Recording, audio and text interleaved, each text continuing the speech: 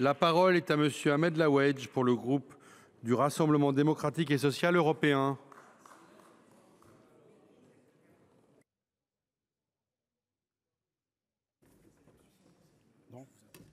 Merci.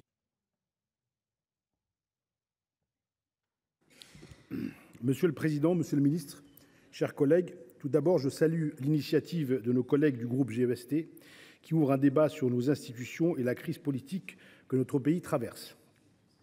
Quelles que soient les convictions de chacun sur tel ou tel mode de scrutin, nous reconnaissons que la mécanique démocratique s'est fortement enrayée et la défiance de nos concitoyens est préoccupante. L'abstention explose, chez les jeunes en particulier. C'est préjudiciable pour la vitalité démocratique et profondément décevant au regard des combats menés dans l'histoire en faveur du droit de vote.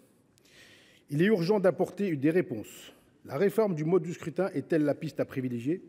Une assemblée parlementaire doit-elle être le parfait miroir de la société ? Dans ce cas, quel mode de scrutin idéal ? Condorcet le cherchait déjà au XVIIIe siècle, avec au bout de ses modèles mathématiques une certitude: la somme des préférences individuelles pouvait être irrationnelle. Si la question du type de scrutin est interrogée par de nombreux politologues et constitutionnalistes, il n'est pas facile de dégager une vérité absolue. En politique, l'épreuve des faits est parfois révélée des surprises. Où se situent donc les limites du système aujourd'hui ? Encore récemment, on pouvait dire que le scrutin uninominal garantissait le fait majoritaire et dans la foulée une stabilité gouvernementale. Depuis juillet dernier, l'Assemblée nationale est morcelée sans dégager de majorité in fine. Nous sommes proches d'une représentation à la proportionnelle sans pour autant que le mode de scrutin ait bougé. La proposition de résolution en prend acte et invite à clarifier la situation. Mon groupe est partagé, je le précise. Pour certains de mes collègues, le RDSE, le scrutin proportionnel pour les législatives, s'il est envisagé, ne peut l'être que dans le cadre d'une réforme plus globale, à commencer par la limitation de la dérive présidentialiste de la Ve République. On cite souvent en exemple les pays européens qui ont adopté ce scrutin pour leur assemblée parlementaire. Rappelons aussi que la plupart ont des régimes avec beaucoup moins de verticalité, un Premier ministre fort ou des partis qui ont la main pour créer des coalitions au sein de leur futur Parlement. Cette remarque renvoie aussi à la question de la culture des compromis dont les élus français seraient dépossédés. Là aussi, c'est davantage notre équilibre institutionnel qui ne le favorise pas.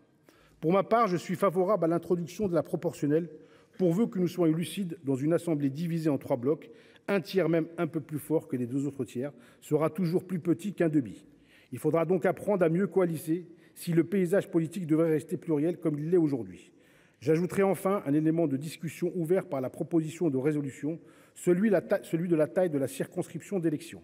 Si le changement de scrutin vise à assurer une assemblée davantage représentative, trouvons le bon curseur pour garantir le lien élu-électeur et éviter la mainmise des appareils nationaux sur les investitures.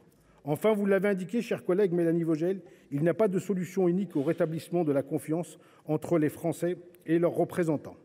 Nous avons également la responsabilité de créer les conditions, par exemple, d'un meilleur engagement citoyen, comme le RDSE l'a tenté à travers la proposition de loi de notre collègue Henri Cabanel, adoptée par le Sénat.